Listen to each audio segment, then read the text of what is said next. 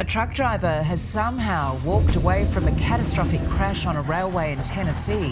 His trailer, carrying a bridge beam, was on the tracks when a freight train barreled through.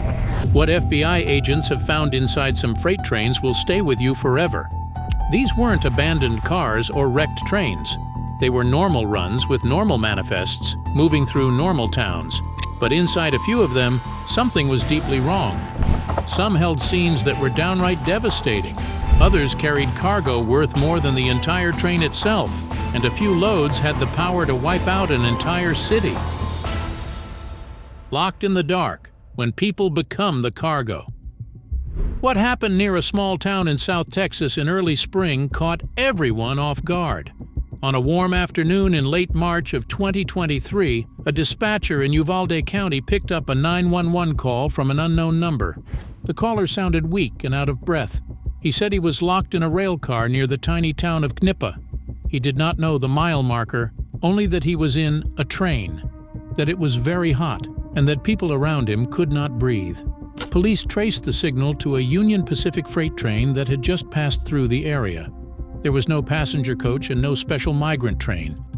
It was just a regular freight train, packed with containers and boxcars, the kind that's supposed to be carrying goods, not people. Officers from Uvalde, sheriff's deputies, border patrol, and state troopers raced to catch up with it. They ordered the crew to stop the train a few miles east of Knippa on a stretch of track that cuts through brush and ranch land. When the train finally ground to a halt, officers walked the line of cars until they found the one the caller had described. From the outside, it looked normal. Painted metal, locked door, shipping seals. Nothing strange. Then they heard it. Faint banging from inside and voices yelling for help. They cut the lock and slid the heavy steel door open. Inside were 17 people. 2 men were already dead. The others were slumped on the floor and against the walls, struggling to stay conscious. Some could not stand. Some were barely able to talk. Emergency crews called in medical helicopters and ambulances. At least 10 people were taken to hospitals, with several flown to San Antonio for more advanced care. The scene inside the car looked nothing like a space meant for people. It was a steel box with no seats, no windows, and almost no air movement. Texas heat coming through the metal walls turned the car into an oven. Sweat soaked their clothes. The floor was slick. There was no bathroom, no water, and no way for anyone inside to open the door. All they could do was pound on the walls, shout, and hope a cell signal slipped out long enough for that one call. The next day, another call came in from the same border region. This time, it was not a moving train out in the country. It was a rail yard in Eagle Pass, Texas, right on the edge of the Rio Grande. Someone inside a shipping container had managed to reach 911. When Border Patrol, local deputies, and the Eagle Pass Fire Department opened the container at the Union Pacific Yard, they found 12 migrants packed inside. 1 person was dead. The others were severely dehydrated and overheated after more than 1 full day in that sealed box. Again, from the outside, the container looked like every other steel box in the yard. This kind of scene shocks people when they see it on the news, but it is not new. In the summer of 1987, Border Patrol agents in the small town of Sierra Blanca, Texas, did a routine check on a Missouri Pacific freight train that had come up from El Paso. When they opened one locked boxcar, they stepped into one of the worst smuggling disasters in modern border history. Inside that car were 19 men from Mexico who had paid to be smuggled into the United States. 18 of them were dead. Only 1 man was still alive. The boxcar had been shut tight for roughly 14 hours as the train rolled and waited at railway stops in the desert heat. Temperatures inside reached around 120 degrees. The lone survivor stayed alive by using a spike to punch a small hole through the wooden floor so he could breathe air coming up from underneath the car. U.S. Customs and Border Protection has warned for years that smugglers use trains, along with trucks and car trunks, to move people who have no legal papers. At the border, the basic process is simple and cold. Guides lead groups through brush and ranch land to rail lines near towns like Eagle Pass, Laredo, and other crossing points. They wait for freight trains that slow down for crossings or yard work. In some cases, people climb aboard open cars. In other cases, someone with access to a yard or siding loads people into a boxcar, a grain car, or a special compartment on a rail car. The door is pulled shut from the outside and locked. Once that happens, the people inside have no handle, no latch, nothing they can use to free themselves. In July of 2024, Border Patrol agents at Cotulla Station in the Laredo sector checked a freight train rolling through South Texas. When they opened one compartment, they found 20 migrants locked inside with no way to get out on their own. A few days earlier, agents in the same sector rescued 23 migrants from another locked train. Compartment near Cotulla on a day when outside temperatures were close to 100 degrees. In both cases, the people inside depended completely on someone outside deciding to open that door. Once those people are safe, or in the worst cases, taken to the morgue, the focus shifts. A sealed rail car with bodies in it is more than a tragic scene. It is a crime scene. The next question is, who set this up? That is where federal investigators, including the Federal Bureau of Investigation, start to play a bigger role. The FBI's work on what it calls transnational organized crime focuses on groups that operate across borders and run complex schemes for money, using routes and systems that cross many states and even many countries. Human smuggling and human trafficking are part of that picture, and the Bureau works side by side with the Department of Homeland Security, U.S. attorneys, and foreign partners to go after the people at the top, not just the drivers or low-level guides. A single railcar case can give agents a lot to work with. Phones collected from survivors can show call logs, contact names, and chat threads with the people who arranged the trip. Messages can point to safe houses near the tracks, pickup points by bridges or highway crossings, and money transfers sent by relatives back home. Survivors can tell investigators where they crossed the river, who guided them through the brush, and what kind of vehicle brought them to the railroad. Agents then start to connect those details to earlier cases. Maybe another group rescued from a train near Cotulla gave the same phone number, or described the same stash house with the same colored gate. Over time, patterns start to emerge. It isn't always people behind those doors. Sometimes, when a rail car is opened, what's inside flips the situation entirely and turns it into a very different kind of case for the agents on scene. Drugs and guns on the rails. For drug cartels and cargo thieves, freight trains are a quiet supply line. The cars look normal, the paperwork looks normal. What sits inside can be worth more than the whole train, and the people trying to move it count on the fact that almost nobody is looking. In San Antonio, Texas, a dog sat down beside one rail car during a routine check. Local police were helping search a freight train that had just passed through the city. On paper, nothing about the line of cars looked unusual. The manifest said the load matched what the rail company expected. Still, a narcotics dog with the city police and a federal drug task force locked onto one car and would not move. When officers opened it, they found more than 500 pounds of methamphetamine, packed and hidden with regular freight, with an estimated street value of over $1 million. Drug cartels like freight because trains can carry huge amounts of cargo across several states with very few stops. Another case showed how far that idea can go. In Warren, Ohio, in the middle of the last decade, workers at a rail-linked distribution yard began checking a group of brand-new Ford cars shipped up from Mexico by train. The vehicles looked just like any other shipment of new sedans. But when workers opened the trunks and checked the spare tire wells, they found tightly packed bundles of marijuana hidden inside dummy spare tires. In that case, about 15 cars, mostly Ford Fusion sedans and one Lincoln, had been loaded in Mexico and shipped north on normal auto carrier rail cars. Each car carried around 30 or so pounds of marijuana. Federal agents said the total load was close to 500 pounds, with a value near $1 million on the street. The methods keep changing, but the idea is always the same. Investigators in Central Asia, for example, have documented false floors and hidden spaces in cargo headed across borders by rail. In auto trains, as the Warren case showed, the drugs can ride inside door panels, spare tire spaces, and other cavities in brand new cars. The people who plan these moves often need help from inside the legal side of the supply chain. Cargo experts and federal task forces say that warehouse workers, rail yard staff, or trucking firm employees sometimes tip smugglers off about which trains carry the most valuable or least watched loads. That same blind spot that hides drug loads also helps thieves.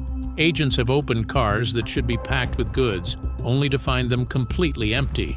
In the deserts of California and Arizona, thieves spent more than a year hitting long freight trains run by BNSF Railway and walking away with more than $2 million in new Nike sneakers. In one robbery near a remote stretch of track in Arizona, thieves cut an air brake hose so the train would lose air pressure and come to an emergency stop. While the train sat in the dark, crews climbed on board, opened targeted containers, and tossed boxes full of unreleased Nike shoes off the cars to waiting vehicles.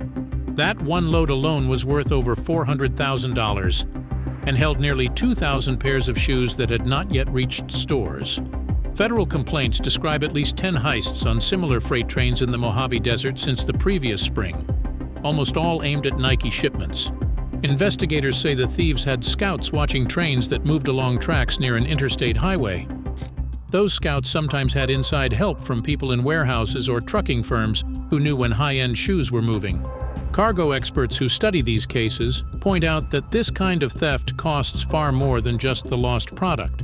According to the Association of American Railroads, thefts from trains cost the 6 largest freight railroads in the country more than $100 million in a single year. That number includes both stolen items and damage to cars and brake systems. The same report said cargo theft didn't just rise on trains, but across the entire supply chain. In a single year, cases jumped by roughly 40%, reaching around 65,000 incidents nationwide. Guns have also moved in and out of freight trains in ways that scare agents far beyond the cost of the load. In Chicago, in the middle of the last decade, thieves broke into a rail yard and stole more than 100 rifles from a single freight car after cutting through locks. For the Federal Bureau of Investigation, these rail stories are pieces of a bigger picture. The Bureau calls cargo theft a gateway crime because the same people who break into containers and rail cars often connect to wider networks that handle drugs, fraud, and sometimes even terror funding. Agents know that when people cut into a train in a remote area or slip a drug load into a sealed car, they rarely do it alone.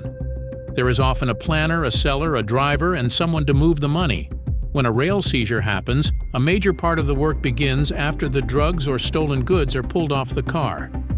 Agents and analysts start with simple things: bills of lading, container numbers, and train data to see where the rail car has been and where it was opened or loaded. They pull phone records from people arrested near the train and look for patterns. Repeated calls to certain numbers near the border or to warehouse workers in shipping hubs. Bank records and wire transfers can show who paid for the shipment and who collected money after past loads arrived. Over time, what began as a single train bust on one line can turn into a map of a whole group's rail use: which routes they favor, which yards they touch, and how often they move product by train instead of truck. Rail theft and drug loads are not just a United States problem. In Central Asia, where rail lines link Afghanistan's opium fields to markets in Russia and beyond, trains are an important part of the heroin trade. A United Nations study on opiate trafficking in the region noted that in one case in 2009, Uzbek authorities seized about 278 pounds of heroin that was meant to be shipped by rail to Russia. The same report describes how traffickers sometimes build hidden spaces into cargo or even strap drug packages under rail car axles with magnets so nobody on board sees anything. Those tricks sound far from a Texas freight yard or an Ohio car lot, but the logic is the same. Trains cross borders and state lines with very few stops. Rail traffic tends to be heavy, and every added inspection slows down a system that carries coal, grain, chemicals, consumer goods, and almost everything else a modern economy needs. Smugglers count on that pressure. They know it is not realistic to empty and search every car on every train, so they hide inside the gaps. That is why the FBI and other federal agencies push for joint work on rail cases. The Bureau teams up with Homeland Security investigations, customs agents, local police, and even private rail police forces. Together, they build task forces that can follow a dirty load all the way from a switch yard in one state to a storage unit or stash house in another. They also share data with cargo tracking networks that watch for repeat patterns, such as the same group of thieves hitting trains near an interstate over and over, or repeated drug loads hidden in the same type of car on the same route. Stopping those loads cuts into profits and keeps some guns and drugs off the street. But there is another kind of freight that worries them even more, because it is not just about money or stolen goods. It is about what happens if a train that looks normal is quietly pulling enough dangerous material to turn a small town into a fireball or a toxic cloud if anything goes wrong. The cargo that can wipe out towns. On one freight train in the spring of 2023, one covered car was loaded with what looked like plain white pellets. Then the train finished its trip, the car was opened, and all of it was gone. The load had started in Cheyenne, Wyoming. The shipper, a company called Dyno Nobel, filled a single hopper car with about 61,000 pounds or 30 tons of ammonium nitrate, a common fertilizer that farmers use to feed crops. The only signs left were some clumps stuck to metal and a light coating of powder. Railroad officials and federal regulators believed the bottom gates on the hopper car were not fully closed. As the train rolled across the West for roughly 2 weeks, vibrations slowly shook the pellets out onto the tracks over hundreds of miles. No large theft ring was found. There was no sign that someone had cut into the car. It probably just leaked. That explanation eased one fear, but it did nothing to calm another. Ammonium nitrate is not just any fertilizer. Mixed with fuel, it turns into a very strong bomb. The truck bomb that destroyed the Murrah Federal Building in Oklahoma City in 1995 used several thousand pounds of the same chemical and killed 168 people. So when investigators heard that a normal freight train had carried 30 tons of that same fertilizer across several states, and nobody even noticed it was missing until the end of the trip, they did the math in their heads. If someone had found a way to pull even a fraction of that load off the train, they would have had enough material to build more than one large bomb. It was a simple, ugly thought, but it stuck. That one car is a window into a bigger, quieter world most people never see. A huge share of the dangerous chemicals that keep modern life running move by rail in the United States. Congressional and safety reports note that freight trains carry industrial chemicals, fuel, and gases that can burn, explode, or choke people if they escape. Some tank cars hold chlorine, the same gas once used as a weapon in old wars. A leak in open air can burn lungs and eyes. In a closed area, it can be deadly. Other tank cars carry anhydrous ammonia, a gas farmers inject into soil as fertilizer. It is also very dangerous to breathe. Vinyl chloride, a chemical used to make plastic, moves in long white tank cars as well. If it burns or leaks, it can form a toxic cloud and leave long-term health risks behind. This cargo usually moves without trouble. Industry groups like the Association of American Railroads point out that the rail system delivers almost all hazardous shipments without any release caused by a train wreck. They say more than 99 out of every 100 rail hazmat loads reach their endpoint without a major incident. But when something does go wrong, it goes very wrong, very fast. In East Palestine, Ohio, in February of 2023, a Norfolk Southern freight train derailed. Several tank cars carrying vinyl chloride caught fire, while others were vented and burned off in a controlled release. The fire sent a huge black plume into the sky, forced thousands of people to leave their homes for days, and left residents afraid of their air and water long after the flames died out. That crash was an accident, not a crime. Even so, it showed what a single freight train full of chemicals can do to a small town in a single night. On top of accidents, there is another layer that keeps security teams awake. Terrorist groups have long liked transport systems as targets. A Department of Homeland Security threat paper noted that the Madrid commuter train bombings in 2004 and the London subway attacks in 2005 showed both the intent and the ability of groups linked to al-Qaeda to hit rail systems. That same assessment said that the United States passenger and freight rails are attractive targets because they are open to the public and hard to fully guard along their entire length. Most of the world's big rail attacks so far have hit passenger trains and stations, because that is where the crowds are. Bombs there kill by blast and shrapnel. Freight trains add another kind of fear. If a bomb or sabotage hits a train that is pulling tank cars loaded with poisonous or flammable chemicals through a city, the blast could punch holes in those cars. Now the weapon is not just the bomb, it is the cloud that comes out of the tank. Because of that, a lot of work on the security side happens before a train even moves. Federal rules from the Pipeline and Hazardous Materials Safety Administration say that companies that ship or carry certain high-risk chemicals by rail must have written security plans. Those plans have to cover things like who can access trains, how people are trained to spot threats, and how to guard information about where dangerous loads are going. Employees who handle this cargo must be trained not only in safety, but also in simple steps to keep it out of the wrong hands. On the rail side, industry groups say the big freight companies have their own security and cyber teams who watch for threats, monitor trains, and run drills with police and fire departments. They track high-risk hazardous cars by number and by route. Dispatchers and security staff can see where certain tank cars are in near real time and can change routes or speeds if there's a problem ahead. Thanks for watching. Now check out the videos popping up on screen for more unbelievable stories.